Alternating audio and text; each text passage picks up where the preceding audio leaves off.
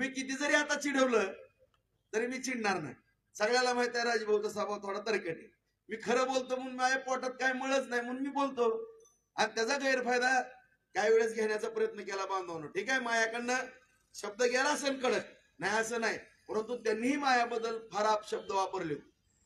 माझ्याबद्दल किंवा रणवीर बद्दल सांगितलं की ह्यांना फरफडत नेऊ, बांधून ओढत नेऊ, ह्यांना आमची सत्ता आल्यावर दाखवतो, ह्यांना जेलमध्येच घालतो, ह्यांना कसं करा, अशा पद्धतीचं वक्तव्य प्रत्येक सभेमध्ये माझ्याबद्दल केलं गेलं. मग माझ्या संरक्षणार्थ माझ्या कार्यकर्त्याचं मनोधैर्य खचू नये म्हणून मला पण काही गोष्टी त्यांना बोलावल्या, पण अशा काही इतक्या कुठले खालच्या लेवलचा एखादा शब्द सुद्धा मी वापरला. फक्त मला माझ्या संरक्षणार्थ काय त्याचं सुद्धा काही माझ्या सुशिक्षित वर्गाला काही माझा मुद्दा पटला नसेल त्याबद्दल ठीक आहे. जे तुमच्या मनामध्ये माझ्याबद्दल एक भावना निर्माण झाली की राजभाऊ कुठं दहशत, मी कधीही दहशतवाद केला नाही मित्र. कधी त्यांना एक चापट मारायला कधी गेलो का, कधी त्यांच्या अंगावरती गेलो का, किंवा माझ्या जवळ काम करणाऱ्या कुठल्या कार्यकर्त्यांनी त्यांना अनादराची वागणूक दिली का, एवढं त्यांनी सांगावं.